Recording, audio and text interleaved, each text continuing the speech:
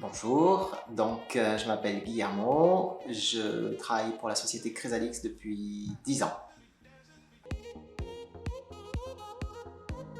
La société Chrysalix, c'est une société qui a développé un simulateur 3D il y a une dizaine d'années dans le but d'accompagner les chirurgiens pendant leur consultation esthétique avec leurs patientes. Alors, le simulateur 3D Chrysalix est utilisé en grande partie par les chirurgiens pour apporter une aide à la communication à leurs patientes. Donc grâce à la simulation 3D, en fait, les patients vont pouvoir mieux exprimer leurs attentes, leurs désirs, et les chirurgiens vont aussi utiliser le simulateur pour pouvoir les éduquer et leur apporter des analyses sur leur corps, que ce soit des analyses volumétriques ou des analyses dimensionnelles. Alors, il y a deux plateformes qui sont disponibles aujourd'hui. Donc, il y a une première plateforme qui est utilisée au cabinet avec le chirurgien esthétique. Donc, dans cette solution, c'est le chirurgien qui prend les photos de la patiente ou du patient. Ensuite, il va réaliser la modélisation 3D et en fonction des besoins et des désirs, il va pouvoir faire les simulations directement pendant la consultation.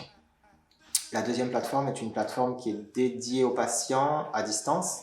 Donc en fait, on a développé un simulateur à distance qui permet, depuis leur domicile, qui permet aux patients de créer eux-mêmes leur modèle 3D, donc à partir toujours de photos standards, et de pouvoir commencer à faire leur propre simulation eux-mêmes à la maison pour ensuite, de toute façon, prendre un rendez-vous et finaliser cette consultation plus professionnelle avec un chirurgien. Mais ils ont quand même la possibilité de simuler à distance. Alors en fait, l'intérêt principal de la 3D est justement de pouvoir se projeter et anticiper un futur résultat.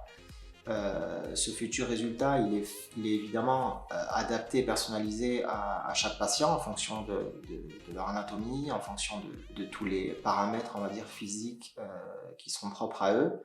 Évidemment, c'est un moyen précis et intéressant pour pouvoir se projeter, justement, et pouvoir se lancer dans une future opération. Alors, aujourd'hui, à partir des 3 photos standards dont on a besoin pour modéliser un corps en 3D, on peut travailler sur une plateforme faciale, une plateforme dédiée à la poitrine et une plateforme dédiée aux procédures corporelles pour tout ce qui est liposuction, etc.